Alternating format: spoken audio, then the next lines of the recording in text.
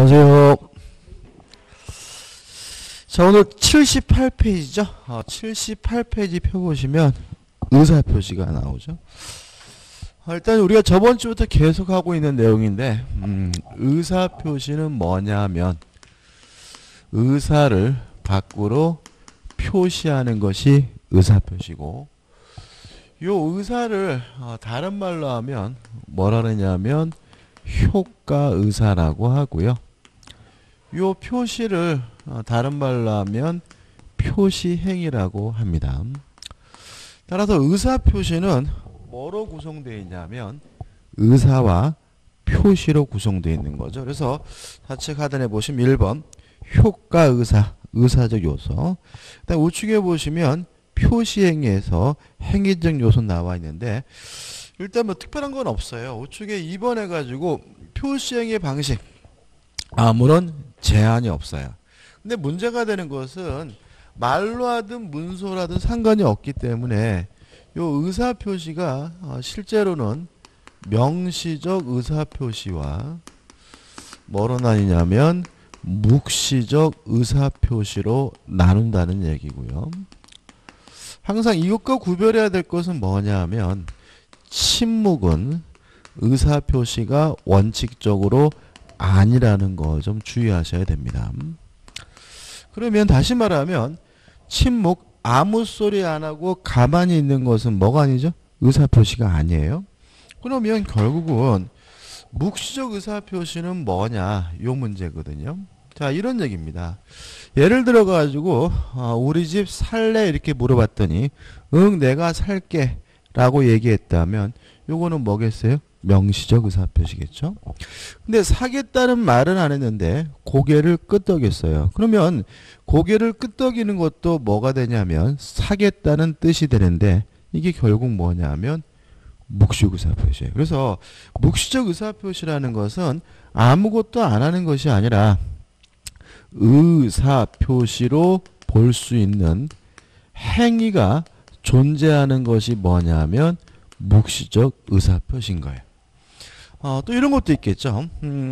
우리 집 살래라고 물어봤더니 사겠다는 말은 안 했는데 다음날 보니까 계약금을 입금했어요. 그러면 계약금을 입금하는 그 행위는 결국 뭐죠? 사겠다는 뜻이잖아요. 이런 게 뭐예요? 묵시적 의사표시예요.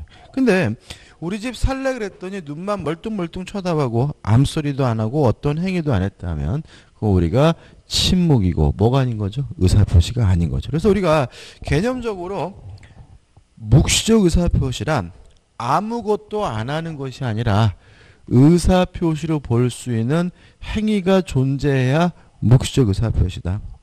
만약에 아무것도 안 한다면 그것은 침묵으로서 원칙적으로 뭐가 아닙니까? 의사표시가 아니다. 따라서 우리가 또 생각해 볼 것은 뭐냐면 민법상 모든 의사표시는 명시적으로 할 수도 있고 묵시적으로 할 수 있다. 왜냐하면 자, 우리가 사겠다고 말하는 것보다 계약금을 입금하는 것이 더욱더 뭐예요? 명확할 수가 있는 거거든요. 그래서 모든 의사표시는 명시적으로 할 수도 있고 묵시적으로도 할 수 있고요. 만약에 묵시적으로 이러한 의사표시는 하지 못한다 그러면 무조건 다 뭐가 되죠? X가 된다는 거 조심하셔야 됩니다. 그 다음에 넘겨보시면은 80페이지 의사표시에 관한 이론이 나와요. 자, 이건 어떤 문제냐면 의사와 표시는 일치돼야 되는데 이것이 불일치됐을 때 무엇을 가지고 효과를 결정해야 되느냐. 만약 이것이 불일치됐을 때 표시 행위를 가지고 효과를 결정한다면 이걸 우리가 표시주의라고 하고요. 만약 이것이 불일치됐을 때 효과의사를 가지고 효과를 결정한다. 그럼 이걸 우리가 뭐라 그러냐면 의사주의라고 해요. 그럼 여기서 우리가 저번 주에 배웠던 것이 떠올라야 돼요. 표시주의는 결국은 규범적 해석과 통하게 되는 거죠. 그죠? 의사주의는 무엇과 통합니까? 자연적 해석과 통하게 되는 거죠. 그럼 여기서 이제 우리가 뭘 할 수 있냐면, 자, 우리 저번 주에 규범적 해석이 원칙이고 자연적 해석이 예외라고 했단 말이죠. 그러면 우리 민법은 표시주의와 의사주의가 모두 있으니까 뭐냐면 절충주의이긴 한데 뭐가 원칙이냐면 규범적 해석이 원칙이고 표시주의가 원칙이니까 결국은 표시주의에 치우친 기원 절충주의를 취하고 있는 것이 우리 민법의 태도다. 뭐 복잡하게 생각하지 마시고 규범적 해석이 원칙이고 무엇이요? 자연적 해석이 예외다. 요거 저번째 했던 거 다시 한번 되새김질한다 생각하시면 되고요. 그 다음에 다시 말씀드리지만 아무것도 안 하는 건 뭐가 아닙니까? 의사표시가 아닌데 이것도 굉장히 중요한 논점입니다. 묵시적 의사표시가 되려면 의사표시로 볼 수 있는 행위가 존재해야 된다는 것도 꼭 기억해 두시기 바랍니다. 자, 우측에 보시면 이제 뭐가 나오냐면 의사표시의 불일치에서 진이 아닌 의사표시가 나와요. 자, 일단 개념부터 한번 생각해 볼게요. 진이 아닌 의사표시는요. 의사와 표시가 불일치됐고요.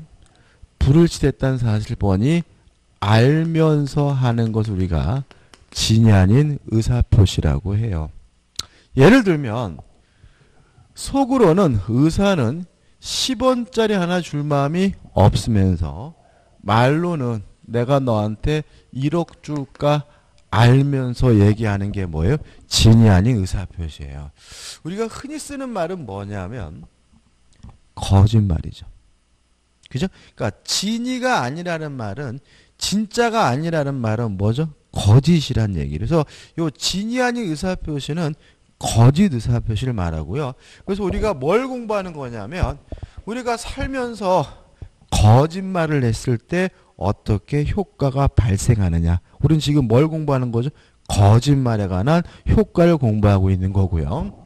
자, 거짓말의 효과 우리가 이미 알고 있어요. 자, 왜냐하면 보세요. 의사와 표시가 불일치되면 원칙이 무슨 해석이죠? 규범적 해석이니까 원칙적으로 표시된 대로 1억 원을 줘야 돼요. 원칙이 뭐한 거죠? 유효한 거죠.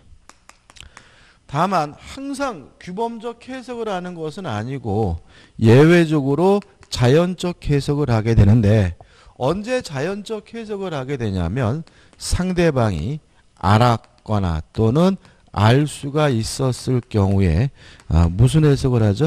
자연적 해석을 하니까 속마음대로 줄 필요가 없다. 이때는 뭐죠? 무효가 되는 거죠. 그럼 여기서 제가 왜 저번 주에 법률행위 해석을 설명드리면서 굉장히 자세히 했거든요. 막 자세히 하면서 굉장히 뭐하다고요? 중요하다고 굉장히 강조를 했어요. 왜 그러냐면 민법 조문이라는 것은 그냥 입법자가 마음대로 만드는 게 아니에요. 어떤 법률 이론에 따라서 민법 조문이 만들어지게 되는데 우리가 저번 주에 했던 법률행위 해석의 이론에 따라서 107조 108조, 109조 하는 법조문들이 만들어지고 있기 때문에 실제로 우리가 저번 주에 했던 규범적 해석이다, 자연적 해석이다가는 정확한 이해를 하게 되면 107조부터 한 4, 5개 조항은 굳이 안 외워도 그냥 내용이 팍팍팍 들어오게 되거든요. 그래서 법률행위 해석은 민법의 기초로서 대단히 중요하다는 거 다시 한번 강조해 말씀을 드리고요. 추가되는 것은 뭐냐면 상대방이 알았거나 알 수 있었다는 이유로 무효가 되는 경우 선의의 제3자, 모르는 제3자에게 뭐 하지 못하냐면 대항하지 못한다. 여기 하나 추가가 돼요. 법조문 제가 한번 읽어볼게요. 107조입니다. 1항 의사표시는 표의자가 진이 아님을 알고 한 것이라도 그 효력이 있다. 원칙적으로 뭐죠? 유효하다. 그러나 상대방이 표의자의 진이 아님을 알았거나 알 수 있었을 경우에는 무효로 한다. 이항 전항의 의사표시 무효는 선의의 제3자에게 뭐하지 못하죠? 대항하지 못한다. 이렇게 돼 있죠. 의 열심히 설명드리고 요건은 1번 의사표시가 있어야 되고요. 2번 의사표시가 불일치해야 되고요. 3번 불일치됐으면 스스로 알면서 해야 되고요. 그 다음에 4번 왜 거짓말을 하게 됐는지 이유나 동기는 뭐하지 않죠? 묻지 않습니다. 자, 넘겨보시면은 이제 뭐가 나오냐면 판례가 나와요. 일단 진위 아닌 의사표시는 두 가지가 문제입니다. 뭐냐 하면 판례를 좀 이해하셔야 되고요. 그 다음에 두 번째 문제는 사례를 좀 분석할 줄 알면 되거든요. 그래서 이 진위 아닌 의사표시는 판례와 사례를 좀 이해하시면 돼요. 예를 들어 볼게요. 잘 이해하셔야 되는데, 갑이라는 사람이 사립여대 교수였어요. 우리 판례인데, 근데 문제는 이 사람이 학생들을 성추행했다라는 게 문제가 돼가지고 학생들이 데모하고 난리가 났어요. 변태 교수 물러가나.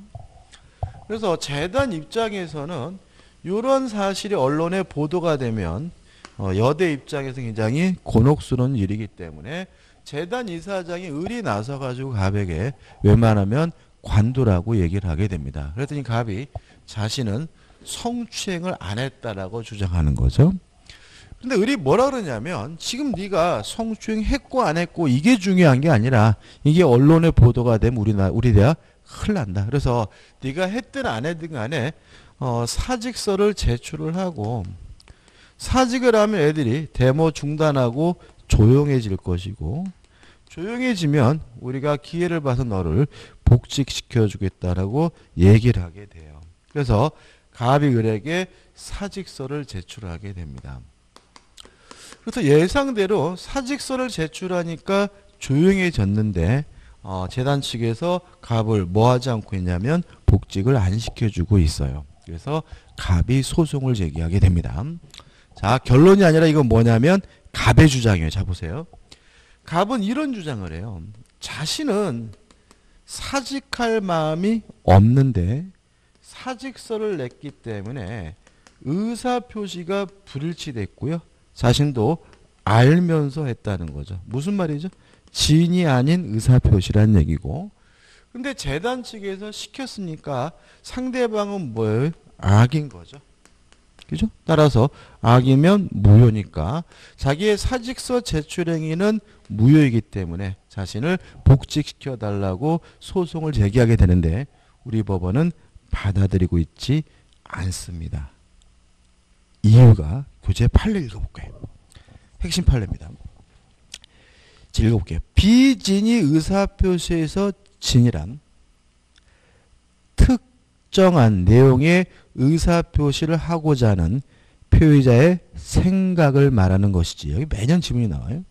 표의자가 진정으로 마음속에서 바라는 사항을 뜻하는 것은 아니다까지 끊어볼게요. 자, 이게 굉장히 추상적으로 느껴지기 때문에 지문에 잘 나오고 잘 틀리시는데 자, 이런 얘기입니다.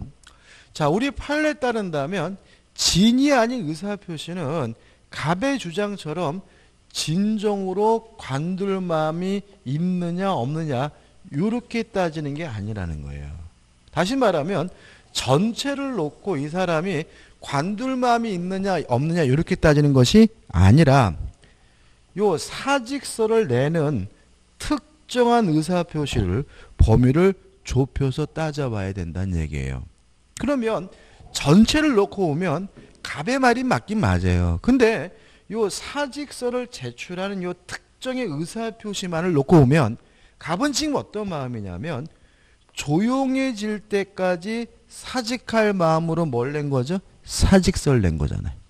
그 말은 의사와 표시가 뭐가 되어 있어요? 합치되어 있으니까 이 사람의 행위는 아예 뭐가 아닌 거예요? 진이 아닌 의사표시가 아니기 때문에 상대방이 알았든 몰랐든 따질 필요 없이 항상 뭐라는 얘기죠? 유효라는 거죠. 다시 한번요. 중요합니다. 자, 전체를 놓고 진정으로 관둘 마음이 있느냐 없느냐 이렇게 따지는 게 아니라 사직서를 내는 그 행위로 좁혀서 따져봐야 되므로 이 사람은 진정으로 관둘 마음이 없다 하더라도 사직서를 낼 때는 조용해질 때까지 사직서를 낼 마음으로 사직서를 낸 거니까 의사표시가 뭐가 됐어요? 합치됐으니까 뭐가 아닌 거죠? 진이 아닌 의사표시가 아닌 거예요. 다른 예를 들어볼게요. 제가 길을 가는데 누가요? 몽둥이 들고 아저씨 3만 원만 줘 그런단 말이죠. 그 말은 안 주면 저를 좁히겠다는 뜻인가요? 뜻이잖아요. 그죠? 그래서 제가 두드려 맞을까 무서워서 3만 원을 줬어요. 이게 진이 아닌 의사표시냐? 이것도 만약에 전체를 놓고 보면 진정으로 줄 마음이 없었으니까 뭐가 될 수 있어요?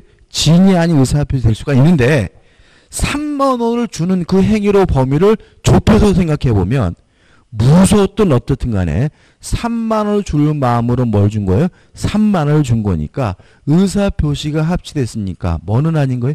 진이 아닌 의사표시인 것은 아니에요. 다시 한번 읽어볼게요. 비진이 의사표시에서 진이란 특정한 내용의 의사표시라고자 하는 표의자의 생각을 말하는 것이지. 이해되시죠? 표의자가 진정으로 마음속에서 바라는 사항을 뜻하는 것은 아니라고 할 것이므로 비록 제사를 강제로 뺏긴다는 것이 원고의 본심으로 잠재되어 있었다 하여도 원고가 강박에 의해서나마 자신은 이 사건 증여를 하기로 하고 그에 따른 증여의 의사표시한 이상 증여의 내심의 효과사가 결여된 것이라 할 수는 없을 것이다. 따라서 뭐가 아니란 얘기죠? 진이 아닌 의사표시가 아니란 얘기고, 이유는 전체를 놓고 진정으로 줄 마음이 있느냐 없느냐 이렇게 따지는 것이 아니라 3만 원을 주는 그 행위로 좁혀서 따져야 된다는 것이 우리 판례 입장이기 때문에 그래요. 이 판례를 이해해야 뭐가 이해가 되는 거냐면 진이 아닌 의사표시가 이해되는 거고, 이것과 관련돼서 판례들이 계속해서 출제되고 있으니까 반드시 이해를 해야 돼요. 자, 밑에 이제 그림도 나와 있는데, 자, 두 번째 판례도 한번 생각해 볼게요. 자, A라는 사립학교가 있었는데 사립학교가 K로부터 은행으로부터 금융기관으로부터 대출을 받으려고 하는데 대출 한도가 다 차가지고요 대출을 받을 수 없는 상태예요. 자, 이런 일이 벌어지게 되는 이유는 뭐냐면 사립학교법에 제한이 있습니다. 왜 그러냐면 학교가 학교 건물이나 운동장을 담보로 해 돈을 이빠이 빌리면 나중에 못 갚아서 경매하게 되면 아이들이 학기 중에 길거리에 나앉잖아요. 그럼 이거는 돈 문제가 아니라 사회 문제가 되기 때문에 그 학교 건물이나 운동장 같은 학교 기본 재산을 담보로 해서 대출받을 수 있는 금액을 엄격하게 뭐하고 있냐면 제한하고 있어요. 그래서 대출 금액이 다 차가지고 대출을 받을 수가 없는 상태였기 때문에 요 사립학교가 갑이라는 교직원 선생님들을 내세우게 돼요. 그래서 요 학교에 근무하는 교직원 선생님들이 자기 이름으로 은행에다 뭘 하냐면 대출을 신청하게 됐고요. 요 대출금은 어디로 갔냐면 학교로 갔어요. 그리고 그동안 원금과 이자를 학교가 내고 있었는데 학교가 없어졌어요. 그러는 바람에 은행은 요 갑 등 교직원들에게 대출금을 변제하라고 뭐 하게 되냐면 소송을 얘기하게 되는 거죠. 여기서 이제 갑의 주장이에요. 자, 이런 주장하는 거죠. 자신들은 대출을 받을 마음이 없었고 그런데도 불구하고 대출을 신청했으니까 의사표시가 뭐가 됐어요? 불일치 됐고 자신들도 알면서 했으니까 뭐란 얘기죠? 진이 아닌 의사표시인데 문제는 은행의 태도가 대출금을 갑에게 준 것이 아니라 학교에 줬다면 은행도 그 사실을 알고 있으니까 이러한 대출 신청 행위는 무효다라고 교직원들이 뭐 하게 되냐면 주장하게 되는 거죠. 이것에 대해서 받아들이지 않는다. 왜냐하면 이것도 진정으로 대출을 신청할 마음이 있느냐 없느냐 이렇게 따지는 게 아니라는 거죠. 이것도 대출을 신청하는 요 행위로 범위를 좁혀서 따져봐야 된다는 것이 우리 판례 입장이잖아요. 그러면 우리 판례에 따른다면 갑이 속으로 누구를 위하든 간에 그거는 고려하지 않고 대출을 신청할 마음으로 대출을 신청했으니까 의사표시가 뭐가 됐어요? 합치되어 있으므로 뭐가 아닌 거죠? 진이 아닌 의사표시가 아니라는 판례입니다. 따라서 상대방이 알았더라도 뭐가 아니에요? 무효가 아니니까 대출금을 변제하라고 뭐하고 있어요? 판시하고 있는 거죠. 그다음 우측에 또 이제 판례가 나오죠. 판례 이 세 가지를 좀 꼭 공부하셔야 돼요.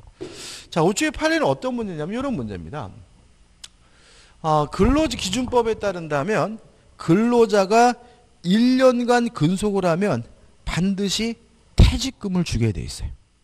뭐 정규직이든 비정규직은 그거는 따지질 않아요.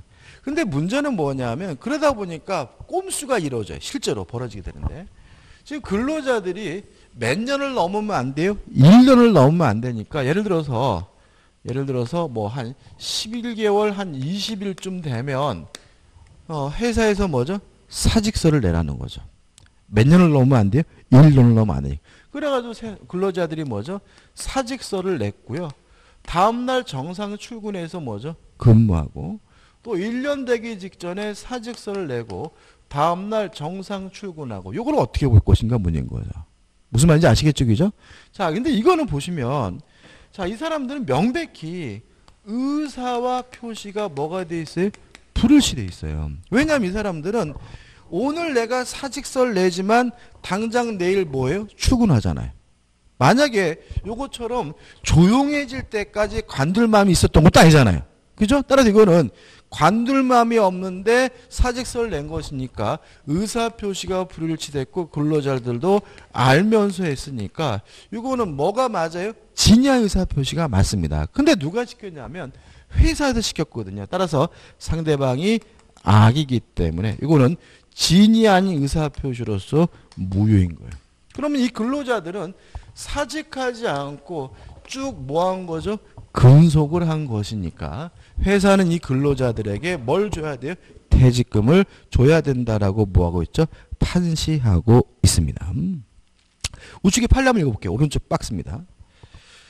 근로자가 회사의 경영 방침에 따라 사직원을 제출하고 회사가 이를 받아들여 퇴직처를 하였다가 즉시 재입사하는 형식을 취함으로써 근로자가 그 퇴직 전에 걸쳐 실질적인 근로관계 단절 없이 계속 근무하였다면 그 사직원 제출은 근로자는 퇴직을 할 의사 없이 퇴직을 의사를 표시한 것으로서 뭐가 되죠?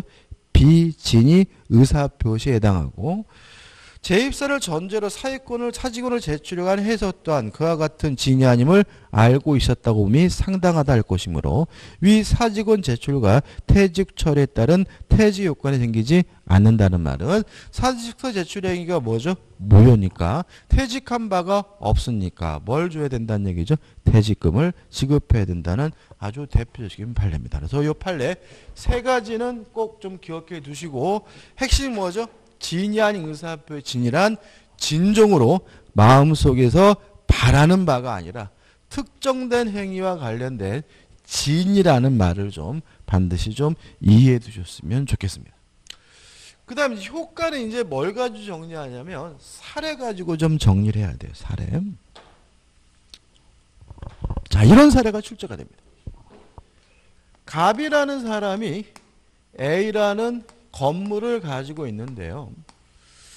을에게 증여하겠다고 하면서 갑이 을에게 이전 등기를 해줬는데 요 증여가 진이 아닌 의사표시 비진이 표시였어요. 자, 그러면 진이 아닌 의사표시는 원칙적으로 뭐예요? 유효하니까 을은 원칙적으로 뭘 갖게 되냐면 소유권을 갖게 됩니다. 다만 항상 유효한 것은 아니고 을 상대방이 알았거나 또는 알 수가 있었으면 무효니까 이때 을은 뭘 갖지 못하는 거죠? 소유권을 갖지 못하는 거죠. 자, 이해되시죠? 그죠? 자, 근데 여기서 좀 문제가 있어요. 지금 예외에 따라서 무효가 되는 경우에는 알아도 무효고 또는 알 수 있어도 무효니까 결국 원칙에 따라서 을이 소유권을 취득하기 위해서 을은 선이 이고 and 뭐여야 되냐면 무가 실어야 한다는 점이죠. 다시 한번요. 알아도 무효고 그죠? 알 수 있어도 무효니까 원칙에 따라서 유효하기 위해서 을은 선이고 뭐여야 돼요? 무가 실어야 돼요. 그럼 여기서 의문이 생겨야 되는 겁니다. 항상 민법은 의문이 생겨야 돼요. 어떤 의미 생기냐면 원칙이 더 어렵다는 거죠. 원칙이 경우의 수가 더 좁잖아요. 동의하시나요? 원칙에 따라서 유효하려면 선이고 거기다가 뭐 해야 돼요? 무과실해야 되니까 원칙이 경우의 수가 더 좁아요. 그렇지 않습니까? 적어봐요. 상대방이 선이일 수도 있고 악일 수도 있고 과실이 있을 수도 있고 무과실일 수도 있잖아요.